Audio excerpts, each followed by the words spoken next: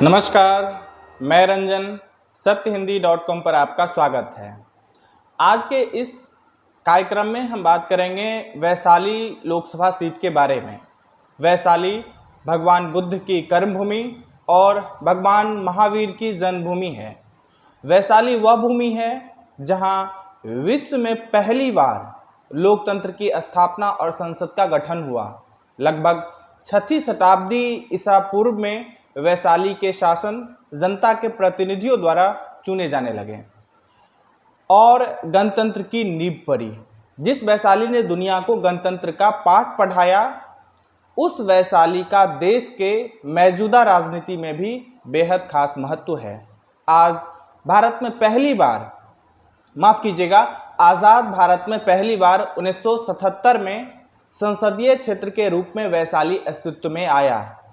तब जनता पार्टी के दिग्विजय नारायण सिंह ने पूर्व कांग्रेसी नेता नवल किशोर सिंह को शिकस्त दी थी। एक समय वैशाली के राजनीति को अम्रपाली ने भी प्रभावित किया था। आधुनिक भारत में भी वैशाली राजनीतिक रणक्षेत्र में कई बार महिलाओं ने अपना परचम लहराया है। कहा तो यह जाना चाहिए कि वैशाली महिला लड़ाकों के लिए पसंदीदा रणक्षेत्र रहा है। अब तक के 13 लोकसभा चुनाव में से 5 बार महिला सांसद उम्मीदवारों की जीत हुई है, जिसमें से 3 बार तो सीधा मुकाबला महिला उम्मीदवारों के बीच ही हुआ है। इस बार यानी 2024 के लोकसभा चुनाव में लोजपा रामविलास के निवर्तमान सांसद वीणा देवी पर चिराग पासवान ने पुनः भरोसा जताया है, तो वहीं उनके सामने 3 बार के विधायक और बाहुबली नेता मुन्ना शुक्ला पर राजद ने दांव लगाया है। वैशाली लोकसभा सीट कभी राजद का मजबूत गढ़ हुआ करता था। राजद के कद्दावर नेता रघुवंश प्रसाद सिंह यहां से 1996 से लेकर के 2009 तक लगातार 5 बार सांसद चुने गए हैं। लोजपा ने इस गढ़ में सेंधमारी की। लोजपा के टिकट पर 2014 में रामकिशोर सिंह ने जीत दर्ज की, तो पिछले चुनाव में वीणा देवी सांसद बनी। इस बार वीणा देवी फिर लोजपा के टिकट पर किस्मत आजमा रही हैं। अब हम पिछले चुनाव के नतीजों पर एक नज़र डाल लें, फिर वैशाली के जातीय समीकरण को जानने की कोशिश करेंगे। 2019 के चुनाव में लोजपा के टिकट पर वीणा देवी मैदान में थी, तो वहीं राजद से यहाँ के कई बार के सांसद रघुवंश प्रसाद सिंह उनके सामने मैदान में थे। वीणा देवी को 5,68,000 वोट मिले, जबकि रघुवंश प्रसाद सिंह को 3,33,000 ही वोट मिले। रघुवंश बाबू का लगातार यहाँ से दूसरी बार ये हार थी। 2014 में लोजपा उम्मीदवार रघुवंश बाबू को 1 लाख वोटों के अंतर से मात दे दी, जबकि रघुवंश प्रसाद सिंह वैशाली से लगातार, जैसा कि हमने पहले कहा, 1996 से लेकर के और 2009 तक 5 बार सांसद बने। इस बीच में 2020 के विधानसभा चुनाव पर एक नज़र डालें तो वैशाली के 6 विधानसभा में से 3 बीजेपी के खाते हैं, 1 जदयू के खाते हैं और 2 विधानसभा पर राजद का दबदबा आज भी कायम है। लेकिन ओवरऑल देखें तो 21% वोट शेयर के साथ राजद पहले स्थान पर, 14% वोट पाकर भाजपा दूसरे नंबर पर, जबकि जदयू का वोट शेयर 12.5% है और 7% वोट शेयर के साथ कांग्रेस चौथे स्थान पर रहा। अब जानते हैं वैशाली के राजनीति का एक और रोचक रंग। वैशाली संसदीय क्षेत्र से चुनाव हारने वाले सांसदों का सियासी करियर लिटमस टेस्ट साबित हुआ। वैशाली में चुनाव हारने के बाद पूर्व केंद्रीय मंत्री तारकेश्वर सिंह, उमा सिंह, पूर्व सांसद नवल किशोर सिंह, लवली आनंद एवं विषम पटेल का सियासी करियर धीरे धीरे खत्म होता चला गया। उन्हें वापसी के लिए कठिन संघर्ष करना पड़ रहा है। बहरहाल प्राचीन गौरव और इतिहास को समेटे वैशाली में जनतंत्र अब जातियों के चक्रव्यूह में फंस चुका है। वैशाली संसदीय सीट पर हमेशा से राजपूतों का कब्जा रहा है। यहाँ से पिछले 13 चुनावों में से 11 बार राजपूत प्रत्याशी की जीत हुई है। 2 बार भूमिहार प्रत्याशी जीत दर्ज किए हैं।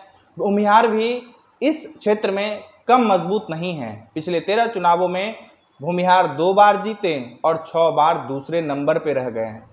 दूसरी खास बात कि वैशाली राजद का मजबूत गढ़ रहा है। एक बार फिर वैशाली लोकसभा सीट पर चुनावी सरगर्मी चरम पर है और मतदान 25 मई को है। हर तरफ से म्यान में रखी तलवार खनक रही है। हर दल सियासी दंगल के दांव पेच को समझने की कोशिश कर रहा है, लेकिन यह भी साफ है कि वैशाली को जीतना है तो जातियों को साधना पड़ेगा। बिना जातीय समीकरण को समझे वैशाली पर कब्जा संभव नहीं है।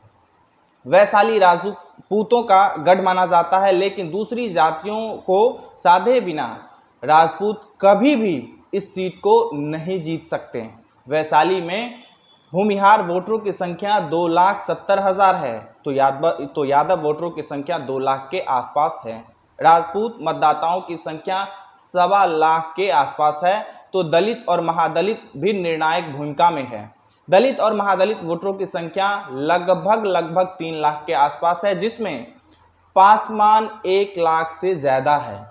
इस तरह वैशाली लोकसभा सीट पर मुस्लिम मतदाताओं की संख्या 2.5 लाख के करीब है। नतीजा को प्रभावित करने की ताकत रखने वाले पिछड़े और अति पिछड़ों की संख्या 3 लाख के आसपास है, जिसमें मल्लाह 1.25 लाख के करीब है। वैशाली में वैश्य 2 लाख, कोयरी 70,000 और कुर्मी 1 लाख के आसपास है। अब बात करते हैं वैशाली में किस पार्टी की कितनी दावेदारी है। यहाँ की मौजूदा सांसद बीना देवी को लेकर के लोगों में खासी नाराजगी है, जबकि मुन्ना शुक्ला का गुडविल अच्छा नजर आ रहा है। वैशाली घूमने के बाद हम यह कह पाने की स्थिति में हैं कि इस बार मुन्ना शुक्ला बीना देवी को कड़ी चुनौती दे रहे हैं। वैसे तो वैशाली से 13 उम्मीदवार मैदान में हैं, जिसमें एक पत्रकार बीएसपी उम्मीदवार शंभू कुमार सिंह भी चुनाव लड़ रहे हैं, पर जंग 2 ही प्रत्याशी में नजर आ रहा है, मुन्ना शुक्ला वर्सेस वीना देवी। जिस तरह लगातार हर सीट पर एनडीए उम्मीदवार के खिलाफ लोगों में खासी नाराजगी है, वैशाली भी इससे अछूता नहीं है। बीना देवी मोदी और बीजेपी के सहारे चुनाव लड़ रही है। उनका अपना कोई खास जनाधार नहीं के बराबर है, जबकि भाजपा का कोर वोटर माने जाने वाले भूमिहार समाज में मुन्ना शुक्ला ने ठीक ठाक मात्रा में सेंधमारी की है। वह खुद भूमिहार समाज से आते हैं, जबकि वीना देवी राजपूत हैं। आखिर में बस 2 बात करके छोड़ रहा हूं वैशाली से अपने ग्राउंड रिपोर्ट के साथ।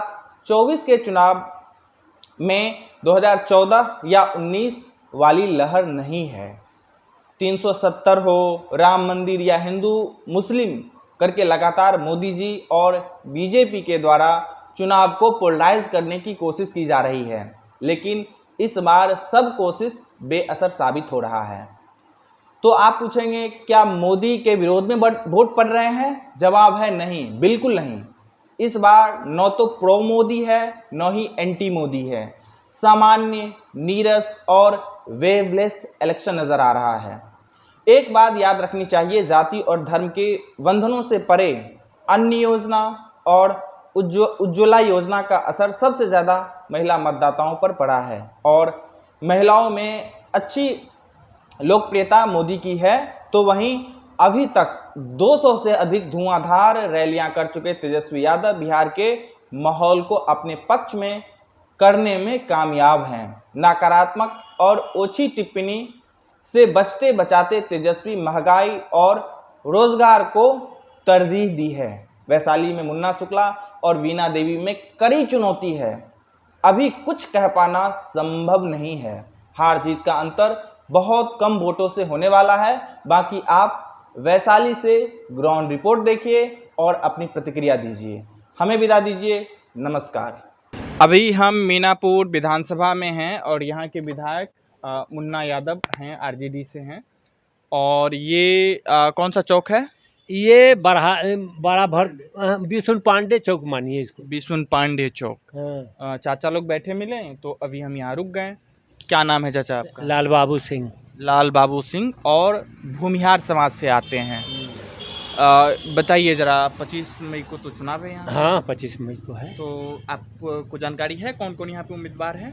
नहीं, पूरे उम्मीदवार के जानकारी नहीं है। नहीं, जो फाइट में है बताइए। और फाइट में 2 गो यही है। 2 गो है, मुन्ना शुक्ला, आयने कारी बीना देवी। तो क्या लग रहा है, कौन निकल रहा है? हाँ, अभी हम लोगों का जो आइडिया अभी तत्काल है, यहाँ से बीना देवी निकल रही है। बीना देवी निकल। क्या नाम है आपका? मेरा नाम हुआ पंडित त्रिलोकी ओझा। मैं बाबा विश्वकर्मा जी का पुजारी हूँ, विद्युत विभाग का। अच्छा अच्छा, तो बताइए आप, 25 मई को तो चुनाव है, यहाँ पे बहुत कम वक्त बचा हुआ है, क्या माहौल है यहाँ? जी जी, माहौल यहाँ दोनों पार्टी अपने अपने टक्कर में है। मतलब हम जीत रहे हैं तो हम जीत रहे हैं, ये बात है। ब्राह्मण लोग किधर जा रहे हैं? ब्राह्मण लोग तो मोदी जी के पक्ष में है। मोदी जी जी। और ये भूमिहार लोग जो हैं, ये मुन्ना शुक्ला के साथ जा रहे हैं या नहीं जा रहे हैं? हाँ, जा रहे हैं, जा रहे हैं। जा रहे हैं। क्या नाम है आपका? सुनैना देवी। सुनैना देवी।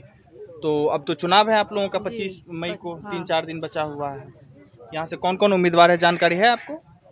उम्मीदवार तो है, ये है जो जानकारी है, लेकिन हम लोग को तो वोट देना है मोदी सरकार को। मोदी सरकार को। क्या नाम है आपका चाचा? प्रभु सिंह। प्रभु सिंह। कौन वाले सिंह है? यहाँ तो बड़ा कंफ्यूजन है, माफ़ कीजिएगा, हम पूछते हैं इसके लिए। कुशवाहा भी लगाते हैं सिंह? अच्छा, कुशवाहा हैं आप। अच्छा, वैसे राजपूत भी लगाते हैं, भूमिहार भी लगाते हैं, इस वजह से थोड़ा कन्फ्यूजन बढ़ जाता है। कोई बात नहीं है। क्या लग रहा है, अब तो चुनाव का बहुत कम समय बचा है, 25 मई को मतदान है। यहाँ से मुन्ना शुक्ला भी उम्मीदवार है आरजेडी से, बीना देवी भी हैं, एक पत्रकार हैं, शंभू सिंह बीएसपी से उम्मीदवार हैं। तो क्या लग रहा है, कौन यहाँ सबसे मजबूत उम्मीदवार नज़र आ रहा है आपको? हमको तो अभी क्लियर नहीं हो रहा है कि कौन इसमें आगे है, क्या है ना है, अभी क्लियर नहीं बताएंगे। क्लियर नहीं बताएंगे। क्या लग रहा है, यहाँ से कौन कौन उम्मीदवार है, आपको जानकारी है? जानकारी तो दो को सुन रहे हैं अभी। कौन कौन? एक बीना देवी है और एक मुन्ना शुक्ला है। मुन्ना शुक्ला है। तो क्या लग रहा है, अब तो चुनाव का नज़दीक, मतदान का समय बहुत नज़दीक आ गया है, तो क्या लग रहा है, किसका बढ़त है, कौन आगे है? मजबूरी में हम लोग ऊपर देख रहे हैं, बस थोड़ा जोर से। मजबूरी में ऊपर देख रहे हैं। ऊपर देख रहे हैं। क्या नाम है आपका? रामचंद्र ठाकुर। रामचंद्र ठाकुर। और ये शर्मा हैं, शर्मा कम्युनिटी से आते हैं। क्या लग रहा है इस बार, क्या माहौल है? वोट के विषय में? हाँ, वोट के विषय में। जेकर खाई तेकर गाई। अच्छा, किसका खाते हैं? मोदी के। और जो सरकार हथिन उनका खाई ले तो उनकर के गाई ले। अच्छा, वो अनाज जो दे रहे हैं इसके बारे में बता रहे हैं? हाँ हाँ। क्या नाम है आपका? मिश्री लाल राय। मिश्री लाल राय। राय पटेल, जो राय बोलते हैं हम लोग, पटेल है लेकिन राय बोलते हैं। ये दरअसल मिश्री लाल जी कुर्मी समुदाय से आते हैं। तो बताइए ज़रा, क्या माहौल है यहाँ पे? यहाँ का माहौल मोदी जी के नाम पर वोट गिर रहा है हर जात में। जैसे कि 5 जात तक सरमेरे हो गया, जैसे पटेल हो गया, राजपूत हो गया, कुशवाहा हो गया, पासवान हो गया, उसके बाद में बैस हो गया। सब अच्छा, एक चीज़, हाँ, ये तो सही बात बताएं आप, जितना चीज़ बताए हैं बिल्कुल सही बताएं हैं। अदर कास्ट हो, जैसे यादव हो गया, चाहे सहनी हो गया, ये सब तो 20% 10% सब आइए रहा है। क्या नाम है आपका? मेरा नाम राजेश कुमार हुआ। राजेश कुमार। क्या? राजेश कुमार शाह। राजेश कुमार शाह। तो क्या लग रहा है इस बार शाहजी लोग किधर जा रहे हैं, अब तो चुनाव का समय बहुत नज़दीक आ गया है? देखिए यहाँ के ना जो बीना देवी हैं, वो 5 साल यहाँ इससे पिछले बार भी जीते हुए हैं, 5 साल से थे, पर क्षेत्र में दिखाई नहीं दिए, साफ ही नहीं, बिल्कुल नहीं दिखाई दिए, इसलिए लोगों में ना आक्रोश है। क्या नाम है आपका? हमारा नाम लखिंदर साहनी है। अच्छा, लखिंदर सैनी। सैनी जी, आप बताइए, क्या लग रहा है, क्या माहौल है? माहौल तो यही, जो अच्छा करेगा उसी को वोट मिलेगा। अच्छा, कौन आशा कर रहा है? आशा तो अच्छा कौन कर रहा है? ऐसे मोदी कर रहा है। अच्छा, मोदी कर रहे हैं। अच्छा, लेकिन आरजेडी के यहाँ से पूरा उम्मीद इसी है।